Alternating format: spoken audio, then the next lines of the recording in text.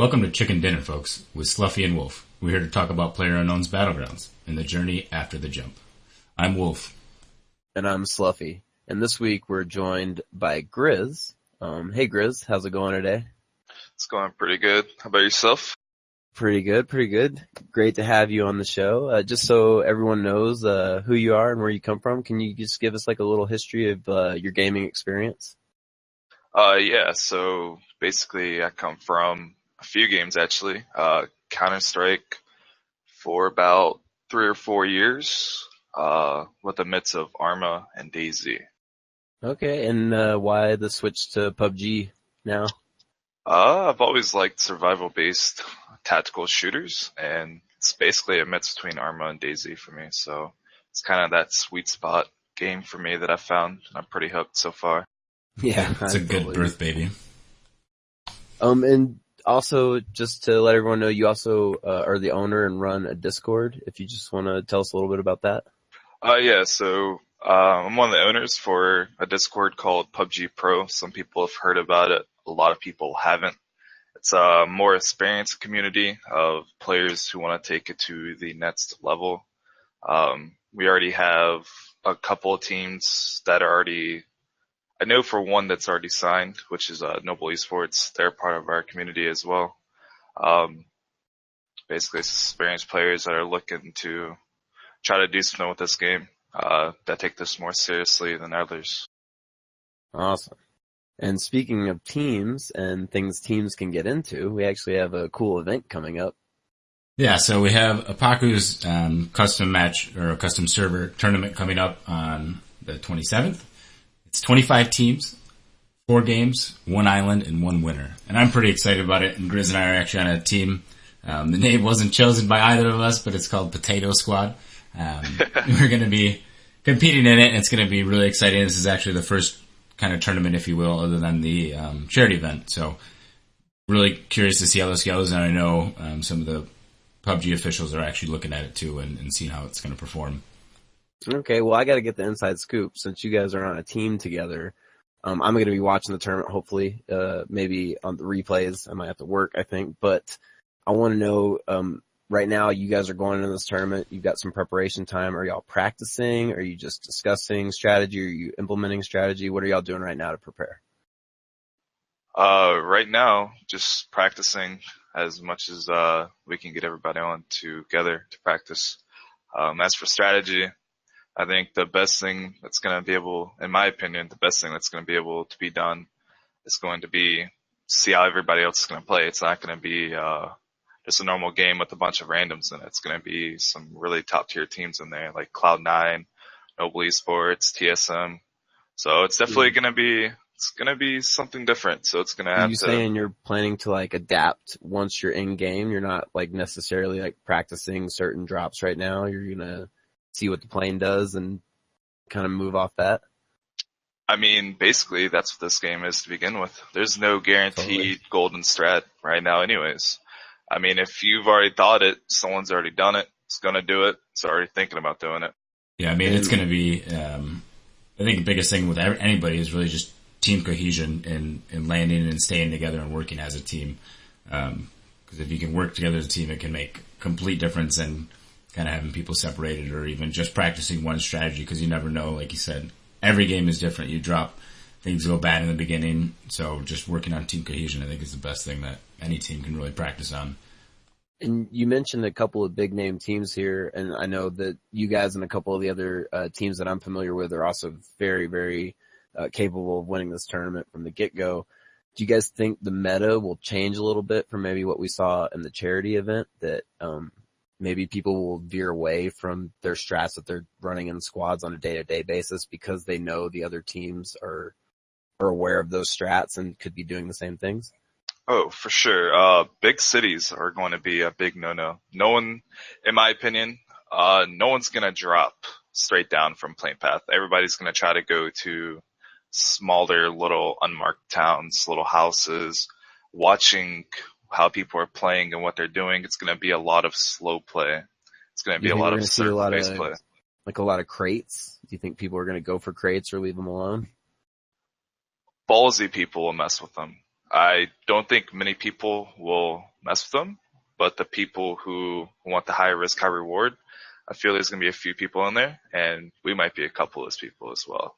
Yeah, I mean, we did some scrims, and we definitely saw people not dropping into cities. I think we dropped into Snai in one of the matches, and nobody was even near it.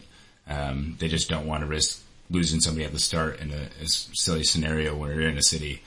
So it is going to be a change, I think. But I think it's going to be a lot slower pace for the most part going through it.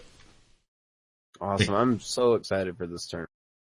Again, it's Ippaku's tournament. That's Ippaku.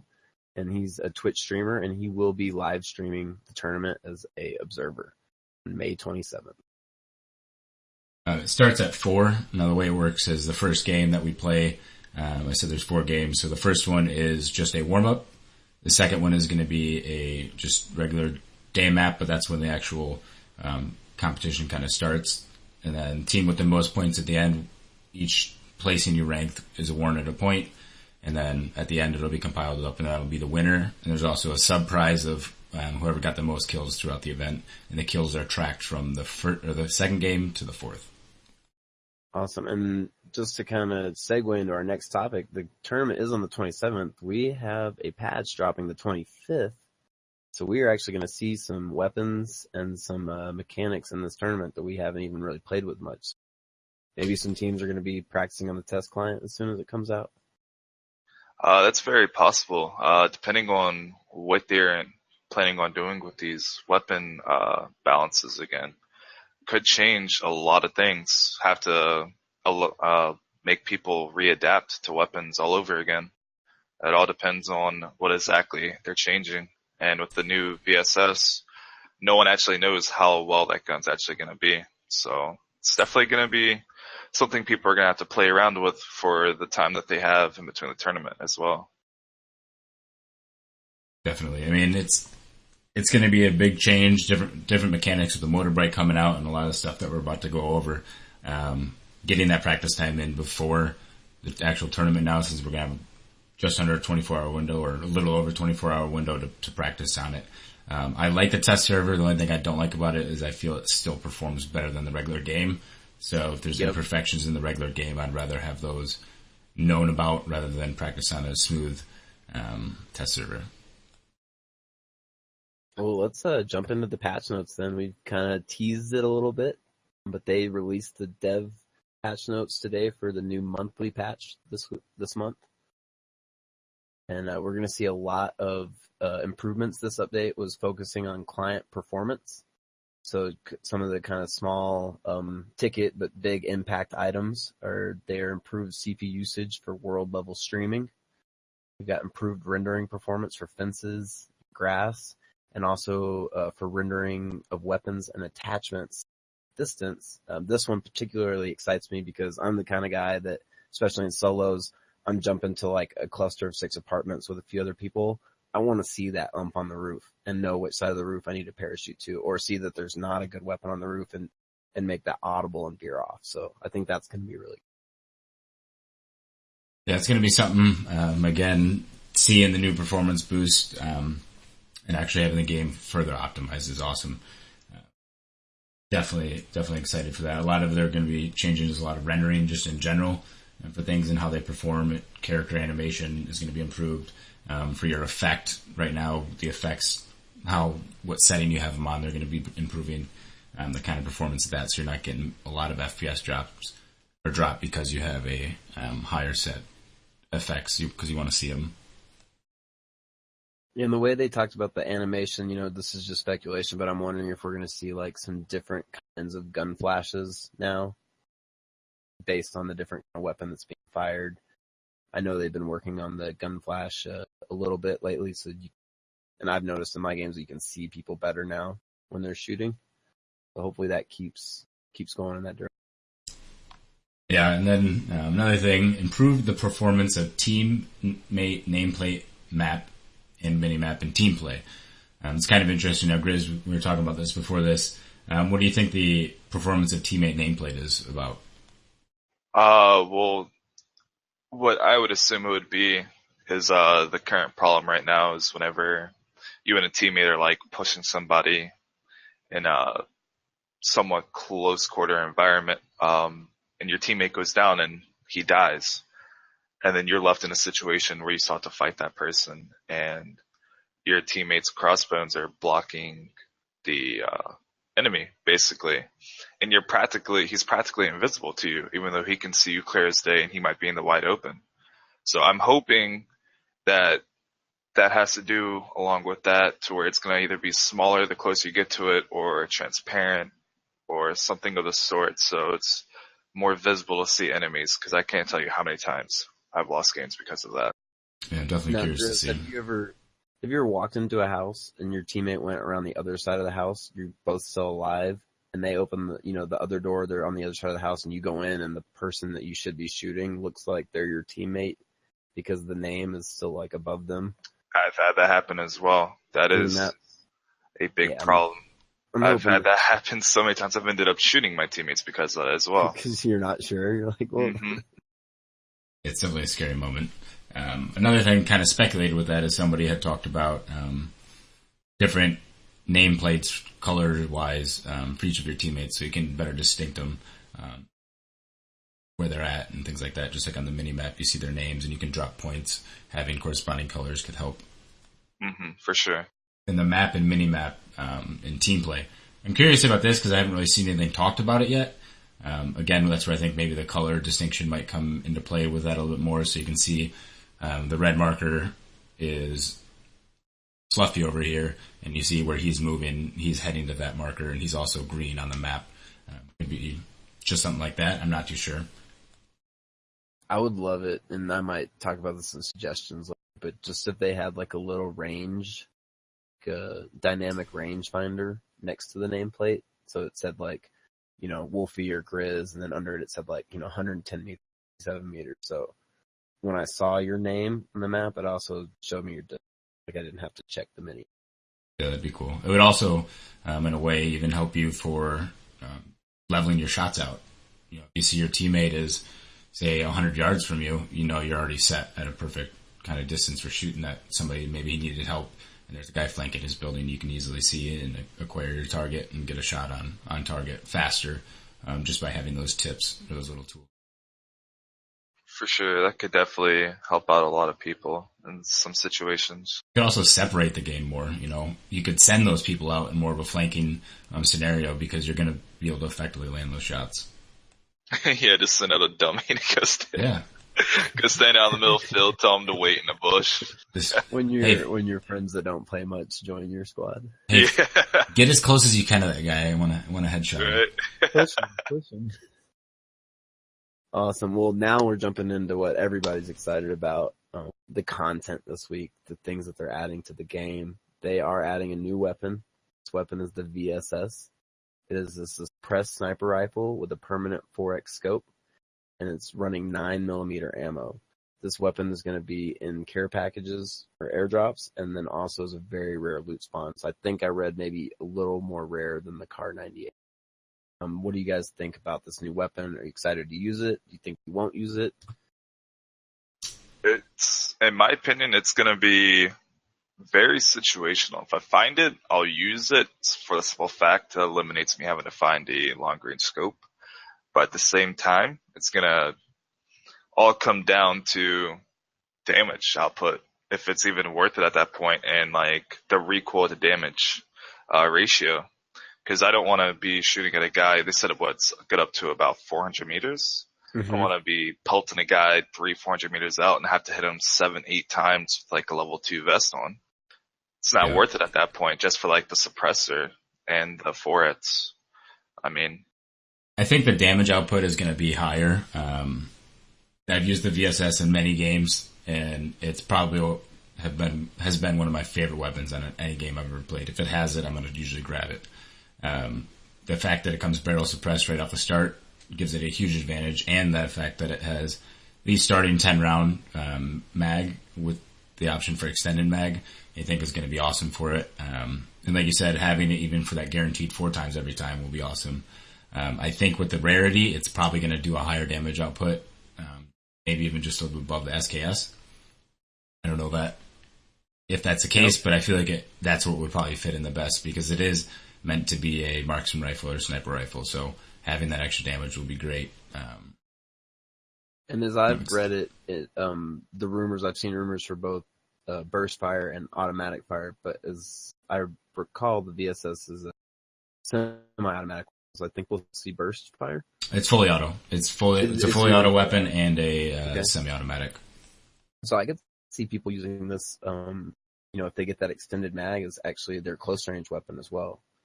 Suppressed, if you're running around a city, maybe just using, third person or hip fire. Definitely possible. My personal opinion, I never like getting into a fight with anything more than a 2x scope. And even then, I don't even like using a 2x scope. So normally I'll just have a red dot. But if it comes down to it, and personally, if I'm in a situation like that, I mean, it would definitely be good with that running around with auto suppressed, but I'm not going to be using the 4-ATs close range. I'm probably going to be hip firing most of the time. And you can't take it off. It does say it's a permanent. Yeah. So you're stuck with it.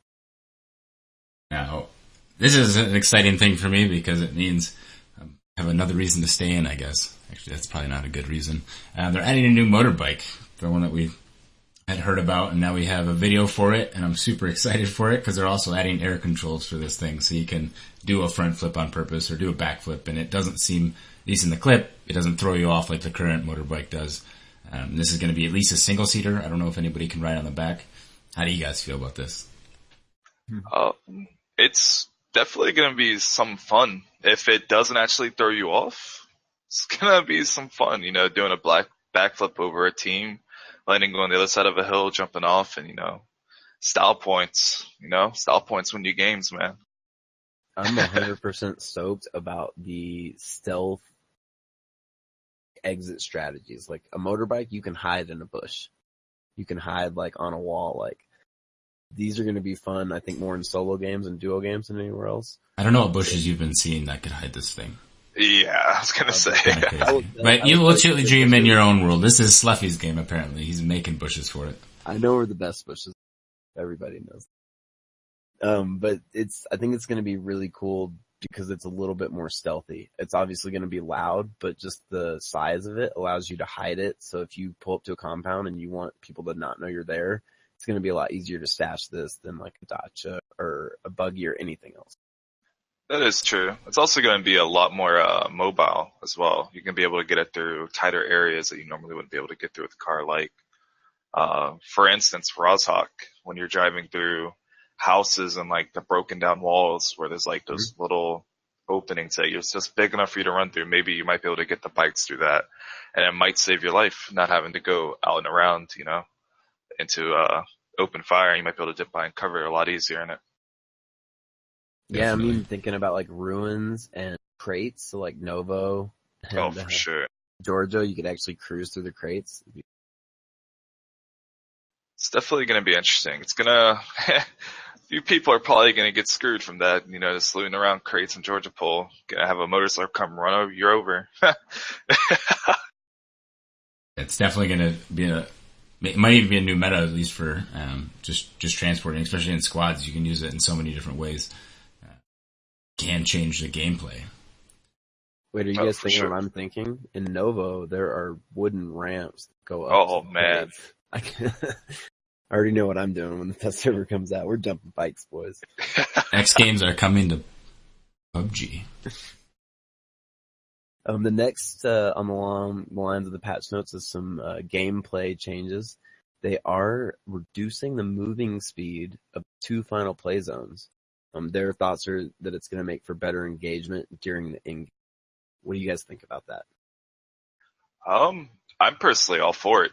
Because there's situations in the final couple zones where you can have the best position in the world and be set up like you already know you're going to win the game because of your positioning. And then there's situations where you're absolutely screwed. You have to move immediately because of how fast the zone moves, which usually isn't the case for the most of the time, but there are situations where I've lost multiple games because of it. So if they're talking about decreasing, which I'm hoping they are, Yeah, actually they are. They said they reduced. Okay, so them decreasing it, it's going to allow for more tactical movement when you're in those worse positions. Yeah, so like being the underdog of the circle, like, wow, we have to move really far. It gives you time to set up a strategy, set up a plan. I know right now a lot of people think in the last two circles, if I have to take a fight, we've already lost the game. Whether we win the fight or not, it's just going to take up, healing time, fighting time, trying to get back organized time, and that circle's already chunking you. So this will maybe just allow you to have that fight and then recover from it and reset and move on. Now I'll throw something for kind of the other side of the fence, just because I saw it today when I was kind of reading through Reddit. Somebody wishes they weren't the first two or the last two circles, but the third and fourth circle that should be moved to a slower time. Just because you get yourself in situations where you don't have a car, you spend the whole game running through the circles. As soon as you get to the next point, you try to heal up and you already have to start running it again, or you can't stop to make it into those zones. So you're getting eliminated before you could even effectively try to do anything. How do you guys feel about that? Yeah, I hope they sorry, play with it. No, you're good. I hope they play with it. Like they try this end game circle and then they say, okay, let's reset a little bit. Let's try longer first game circles because we were in early access. So why not give us the chance to try multiple different styles and see what the best game. I'm a little bit different on this topic, at least if you're talking about the third and fourth circle. I'm cool with the last two circles, with them reducing the movement speed. But personally, around the third to fourth circle, there's really like maybe 1 out of 20 games. Maybe even more, like 1 out of 30 games. I'll get caught with what you were just talking about, Wolfie. It's like you need to know what fights to take personally. Like I don't think the third and fourth circles need to be readjusted or any circles before the last two for that. It's all about positioning and how you move and the fights you take. You need to know what fights you can take, what resources you have to use to your advantage. You need to know where you're landing. Like even if you were to land, let's say you landed on the far west side of the map, and the circle decides to screw you and go all the way to the far east side, you're still going to be able to make it. You can still if you don't find a car, it's probably user error. It's so hard to not find a car, like running. You might be running for a little bit, but you will eventually find a car. Now we're going to talk about some car spawns here in a minute. I definitely understand what you're saying. I'm actually on that more opinion myself. I know I've been stuck in situations where I didn't have a car or anything like that, and it sucks. Mm-hmm. I think those should stay the same because it kind of forces you, again, to know what's going on and make sure your team is getting on the move before you get unnecessary damage. Now, sometimes it's worth it for some certain loot, but sometimes you don't have that loot and you have to. If you don't have any meds, trying to stay in the blue and hope you're going to find meds, you just wasted that time, and you're going to use those meds to recover what you just lost. And it puts you in more of a stressful situation where if you take a fight, it could have all been avoided if you just got out of there on time. Okay, exactly. I got a scenario for you, Grizz. I want to know what you would do in this situation. You're calling the shots for your team. The plane flies west to east down the middle of the map. You guys jump west side of the map, wherever. The circle pops, and it's halfway in the ocean on the east, halfway on the coast. It's like far east. Are you guys looting for 5 minutes and then trying to find a car as the circle pushes in on you and hoping you have the meds to boost through it? Or are you going to jump in a car and head east immediately, like make that counterplay? Like, what's your strategy there when you see the circle and it really doesn't to make sure you get to the play zone? Whenever I'm playing squad, because I only play squads, so when I'm playing with squads, with my squad, regardless of who they are, if I'm calling shots, we are going to jump somewhere within the vicinity of a guaranteed car. Because our squad will always know where all the guaranteed cars are. So what we'll do is, if the circle pops like that, we'll loot until we see the circle pop, and then we'll be like, okay, for so far away from blah, blah, blah, like whatever car we're going to grab, loot for, say, 2 more minutes, and then run to the car. And then once the circle starts to move, you still have 5 minutes to hit the edge of the white circle closest to you. So that's 5 minutes you could have spent running, looking for another car if something happens, or driving. And if you get close enough in the circle, you can dive on a compound that you don't think might be looted based on plane path and finish up looting, or you can go clean up on a squad that you hear fighting somewhere, get good positioning on them, clean up. Like I've had plenty of games where a couple of us only had a couple UMPs and a couple shotguns, and we clean up on a squad and we come out, more looted than we'd spend looting for 20 minutes, because we have like 8 body bags because the squad just killed one squad and we clean up. Labor by bullets. I'm sorry, one more time? Oh, I said, what do you call it, Wolfie? Labor by bullets when you're just looting off of other people. Oh yeah. Mm-hmm. So I like that. That's cool. Definitely it'll be cool to see if the meta changes with the vehicle spawn changes that we'll talk about. But that's going to be interesting to see how the blue zone plays out with this. That's actually true. I remember reading that they're actually changed because it's a bug right now. Cars aren't supposed to be guaranteed. Yep. No. I forgot about that. So that's actually going to change a lot of things now I think about it. So, I don't know. And then they're making some changes to some weapons here. The first one, I think it's a needed thing. They're changing the vector. They're reducing the bullet damage slightly, so hopefully it's not too much. And then they're increasing the deviation gain per shot. So what I believe this would mean was if you're in full auto or if you're running semi-automatic and you're throwing a massive amount of rounds down range, each bullet now thereafter is going to be less accurate. So a little bit of a nerf to the vector. I agree with that. The vector is a slaughterhouse right now. There's many guns that can beat that close quarters, man. In fact, like if you're up against a shotgun that isn't an S12K, if you miss that first shot with the shotgun, you're done. Like you're not winning against the vector if they can aim. Tuner recently tweeted that it was its effective range was up to 75 meters, which at a full auto, low recoil, like 75 meters, that's pretty ridiculous. Oh, it is. It is lethal. It is a scary gun to push. Sorry. We've also got changes to the Winchester, the pump, the double barrel, and the S12K. They're reducing the pellet damage slightly. So I think we're going to see shotguns take a little bit of a slight nerf. I think they're not nerfing the range at all. So if you're still liking, shotgun snipering with the choke, it's going to be good, but they're not going to do quite as much damage. They're still working on spread mechanics like we talked about last week. So as we see that pellet spread mechanics and performance improve, we'll see the shotgun. This next one I'm actually kind of shocked by.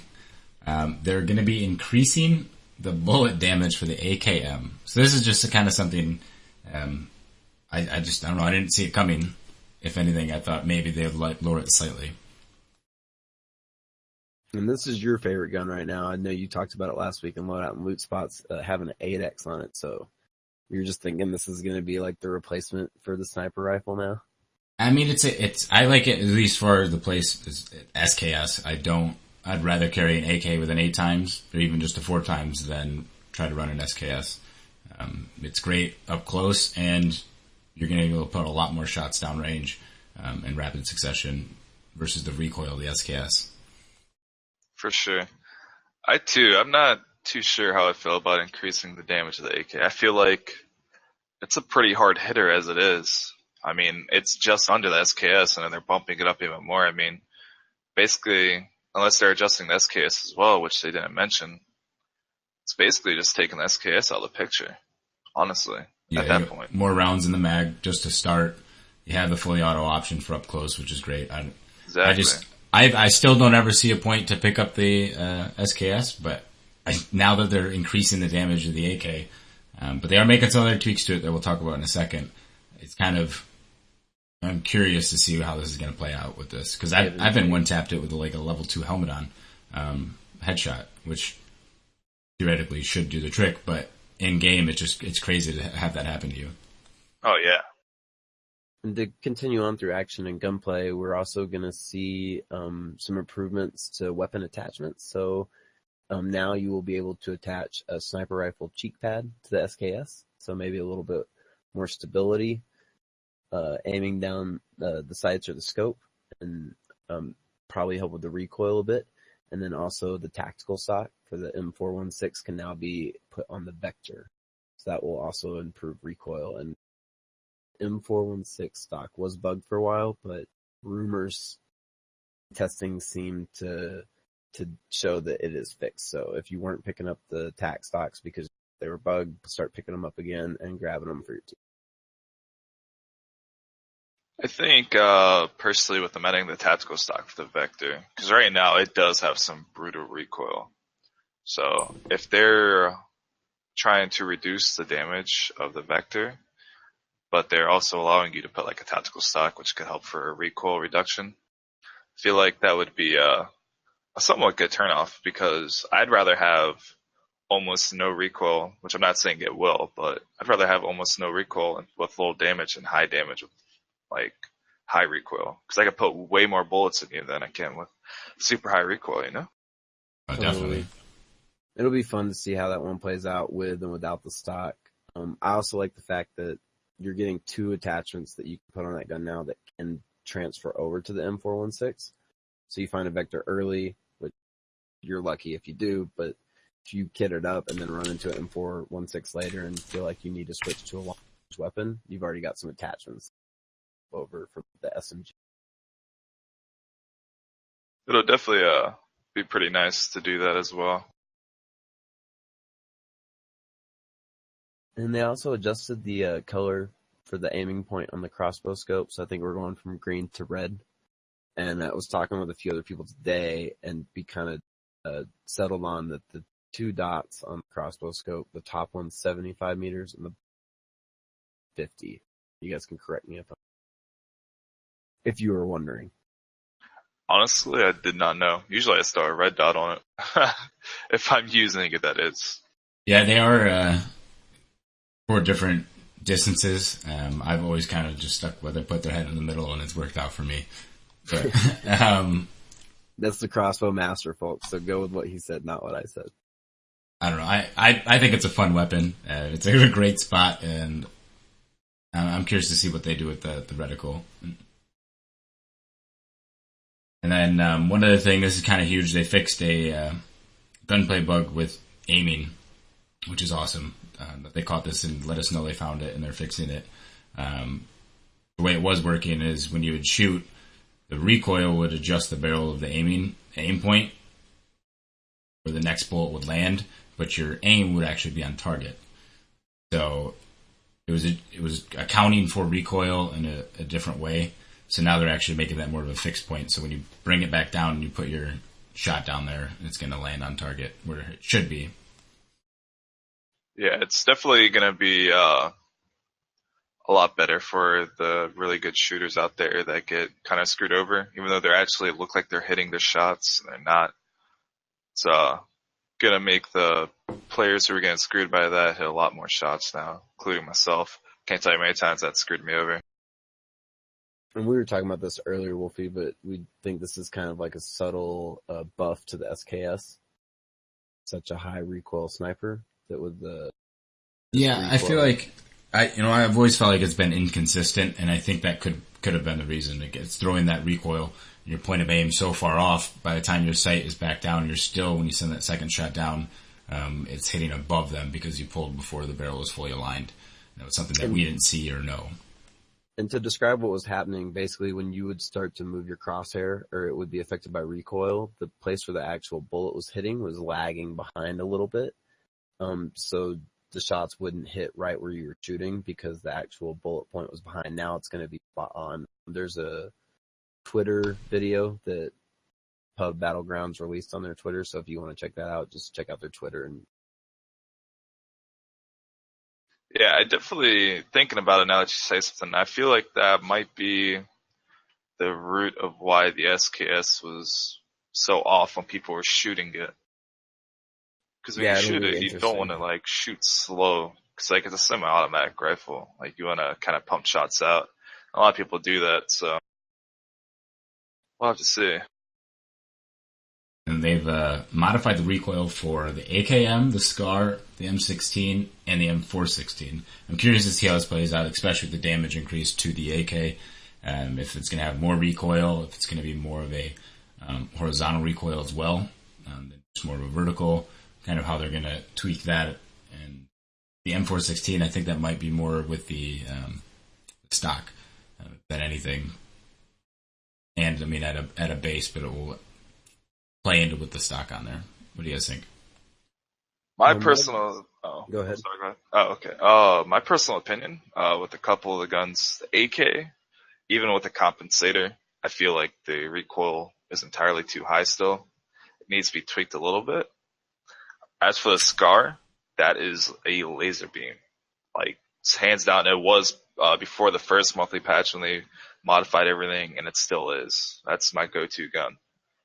But the biggest one that I feel like they should reduce the recoil on is the M416 with all the attachments. Because right now I feel like that thing has equivalent recoil to the AKM, in my opinion. I feel like it's really high, especially if you have all the attachments for it. Yeah, I like what you said about the attachments, because I'm actually hoping that some of the modified recoil here is depending on whether you're rocking a hider versus suppressor hider. For sure. Because right now it feels like it's not a big difference unless you're getting a compensator for recoil. Like the suppressor and the flash hider both don't really feel like they're adding any on that front, even though the flash hider is supposed to. So maybe, we're going to have to test out all the attachments and see what's going on, but hopefully the recoil is changing on a couple of different. Something I would really like to see into this, I might be skipping a little too far ahead, but I would like to see the M16 go back to the original recoil it was given when the game was launched. So I feel like that was perfect. Maybe a little bit more, but not nearly as much as it's now. And in turn to the recoil reduction again, they could possibly reduce the damage. So it would take like an extra 1 to 2 bullets compared to a SCAR. In my opinion, it'd be a fair trade-off.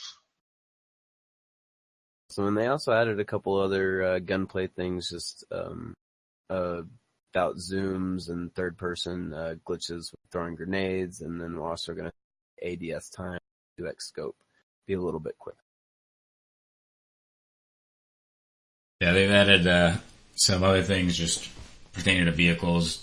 Pop a wheel, it's going to make more of an audible sound and effect of the vehicle. So you could see some more crazy ragdoll effect with cars. With this, of a tire popping, going on the ground, just sending you flying, we'll see. Maybe it causes an explosion effect and bounces you. I don't know. They're going to add burnt markings to vehicles after they've been destroyed. Vehicle explodes, it'll damage nearby fences. Just some stuff like that. Nothing too crazy. And with the world, they are adding some vegetation to the lobby. So if you're wanting to see how well you can hide in bushes, we're going to see some new trees and bushes on the island. They're going to add some vegetation. We've got some gardeners. They're going to make your lobby experience. Nice. And then they're adding a lot of people for removing markers. If you press delete, it'll remove your marker from the map, which is going to be nice. They've adjusted the transparency of the mini map grid and coordinates to text to make the map more visible.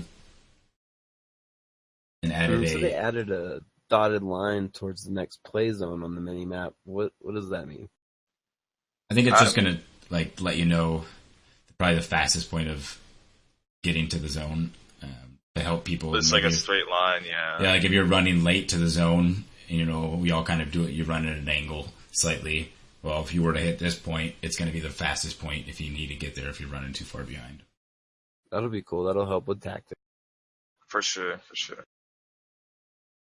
They've modified the design on a few things. They've added some languages.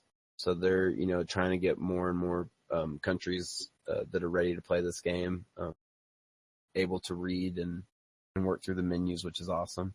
And they're adding some new key bindings for hold breath and motorbike air control, and then switch to previous weapons. So I think some of these things were just not modifiable in the settings, and so they're affecting that you can now change that. If you want to move hold breath from shift to somewhere else, you'll be able to do that. The motorbike air controls, Wolfie talked about this earlier, but you're going to be able to pitch front, back, but we don't know if there's going to be. I think with that, what they're doing is they're moving it off shift. Maybe, or when you're in a vehicle, it binds to shift, and then you use WASD and it maneuvers it. That'd be pretty cool. Like a toggle mode, so you get double use out of the keys. Improve the sound of the motorbike, I guess. Rap. Added a sound destruction, which that is a little bit louder, maybe. And then this. Go ahead. I was gonna say, I think a few of these things they're adding is just stuff they're just trying to get out the way, the little things for when they actually go to release the game. They don't have to worry about all the little stuff. And this is going to be huge for the SKS that we've talked about quite a bit tonight. Fixed an issue that disabled bullet tracing for the SKS. So kind of like that recoil, right now you can't really see where your bullet goes. So being able to see now where that first shot landed help you with getting shots on target better. For sure. That seems like a big SKS buff. I think people are really going to have. It's going to help people compensate what they're doing wrong, or how the SKS is. If the SKS still is bugged, they'll help them compensate a little bit better for landing their shots. Yeah, and for all you room clearers out there, they are bringing the flashbang back without the crash. So when you're trying to clear a building and you really want to use that flash, they're coming back. That'll be fun. And a big, we talked about this earlier, Grizz, you kind of mentioned it, but I think one of the biggest bug fixes they're doing is that they caused vehicles to spawn in all garages. That was a bug. Vehicles should not spawn in garages 100%. They should be, it's going to be, it sounds like 60, 70, this is speculation, but that's going to change the meta of the game, because right now a lot of squads are jumping guaranteed cars at L car, J car, and all the Raw's hot cars. People know where the cars are that are experienced, and now they could jump down there, be racing another squad, and now you've got 2 or 3 squads at one compound, and there's not a car there. So there's going to have to be a fight. So it's going to add some aggressiveness to the game, I think. Oh yeah, it's definitely going to change metas too. It's going to make people have to have like a backup plan. Like, what if the car's in there? Where do you go if you're uncontested to loot? Like, what's your next course of action? We saw how big adding the motorbike to garages, just taking that vehicle seat out, changed things. So leave one person behind. Whew. I'll meet you guys later. This isn't a full fix yet, but they're fixing some of the bugs that would get your character stuck or your vehicle stuck in a building or items or things like that, and fixing the loot table where if something is clipped in the stairs, you can't pick it up. I know we've all tried, and then somebody else will come up and say, "Oh, let me try. I can get it." Like their keyboard is better than yours. It's not going to pick it up. Now it will, which is going to be awesome. I cannot wait for that. And then the wonderful lagging of crate drops that everybody thinks is at AWM or out of there. It's just going to fall as it should, as normal. That would be good. I remember I've had to wait quite a few minutes just for the crate to drop, watching it bounce up and down. I think someone on Twitch had a video this week of them waiting for a care package, and they pulled out a book, like on stream, and just started reading the book. God. And they're also fixing some bugs with the throwable weapons. We talked about view change, and then also the free look direction of facing when they throw. So people that are throwing a lot of nades, you'll notice this if you're not throwing a ton of nades too much, but they're working on these cool fixes. Also an issue with 2 markers being visible and placing a marker in the airplane after placing one in the lobby. So if you've ever had that ghost marker, like you place a marker on Georgia Pool and you jump out and then you're flying the wrong way because you thought you were going towards blue marker, pink marker, that should be. And for everybody that really likes it when their rain sound glitches out, that is going to be fixed, not giving you an advantage over it. Having that muted sound and having that easy advantage Oh yeah, that was really overpowered. Very overpowered. You're going to be safe in the red zone now when you're in bombs. If you're in a closed house, it's going to prevent you from dying now versus getting blown through the wall or something like that. I've never been hit by the red zone 3 seconds later. That's going to be a good thing that's going to fit. It's really funny to see someone get really mad when they're inside a building prone. Yeah. As long as it's not me. They're also fixing an animation bug that would not stop when using a consumable item while reviving a teammate. I haven't had this issue. I guess people are having that issue, so they're fixing that. They're also going to be fixing a bug that causes character experience damage effects, that ghost effect where you're just running in a solo game or even in a squad game and you just take damage out of nowhere. They're fixing that finally. Nobody has to have that haunt them. The horror jump scares. Yeah, totally the little mini heart attacks, man. Those are not fun. It also says they're fixing a bug with causing the final play zone to be created over water. So if you've ever been nervous about that ocean play zone and been rushing for a boat or something like that, no more water world fights. So until custom maps come out, I'm kind of upset about that. I've always wanted a water ending, but I never got one. Yeah, it never happened to me either, but I saw them enough on Reddit. They're also fixing a bug apparently where the sound of the UMP with the silencer is too low. I haven't, again, ran into that one, but they're going to be fixing that for anybody who's been shot by an up, I guess, and didn't hear it. And they're fixing a bug that caused the trace effect to not disappear after using a throwable weapon. It sounds like a lot of the effects they're working on with performance, so I think we're going to see less smoke trails from cars that passed by 10 minutes ago, and some of those like after effects from throwables will work as an... Yeah, they're also making it so if you pull out a grenade and you're getting ready to throw it and then drop to another weapon or switch to another weapon, it's going to drop the grenade now rather than put it back in your inventory. Hopefully they'll give you the audible cue to get the hell out of there. We'll see how kind of that works out. No more secret pocket bombs. It's going to be cool too. Think about being chased. Now you can just pull out your grenade, pull the pin, and then switch to your gun, knowing that they're going to drop the grenade right there. So if you're getting chased in a house, do that at the bottom of the stairs and then wait with your gun at the top. Then you kind of got like a moment to create some space, or if they run over it like an idiot, they're going to die. You could see some gameplay improvements from that. Fixed an issue with the compass points not matching the actual direction if you're in the passenger seat of a vehicle. Again, not something I've experienced, or maybe I just really wasn't paying full attention to that when I was in a vehicle.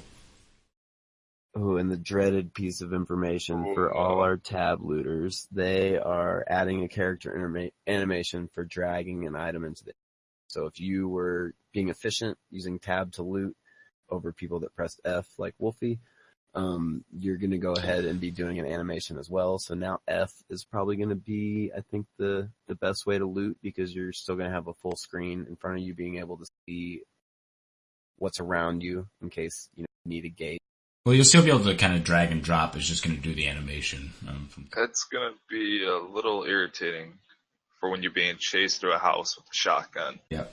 You got to stop, pick it up, and then go. But, I guess it's a good thing because it also goes either way for if you're the guy with the shotgun chasing them. But it changes the meta, because right now you can clear a whole building so quick from just dragging and dropping.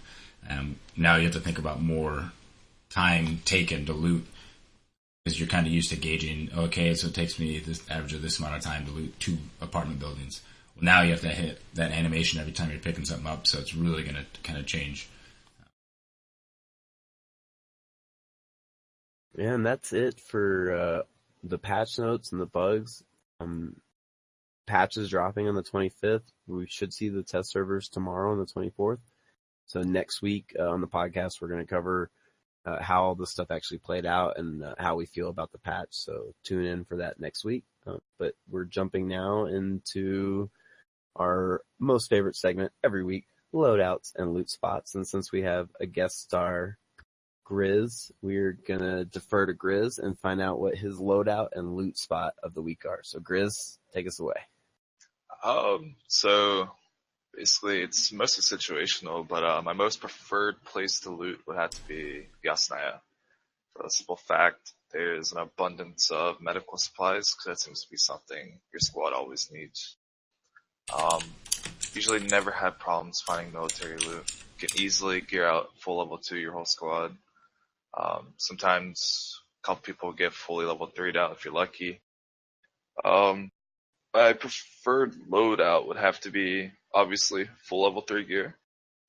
And my weapon of choice is the lovely Scar, fully kitted with a compensator, vertical grip, extended quick draw, and a forret and a red dot.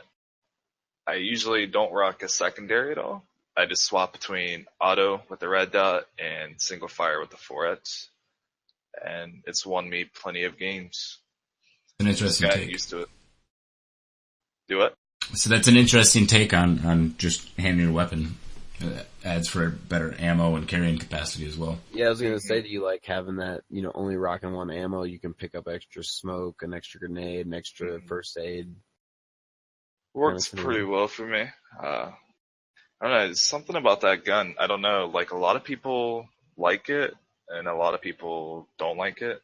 I've personally enjoyed it since before the patch was the original, like nerf when all the guns came out. So when that happened, it wasn't really no big deal to me, because the Scar, in my opinion, wasn't really changed from anywhere to where it was from the previous patch anyways. So Now I've got to put you on the spot here, and you don't have to tell me your strategy if you don't want, but say you jump Yasnaya, there's a couple other squads coming with you, but you guys are down first. Y'all got your pick of Yasnaya. Where are you heading in the city?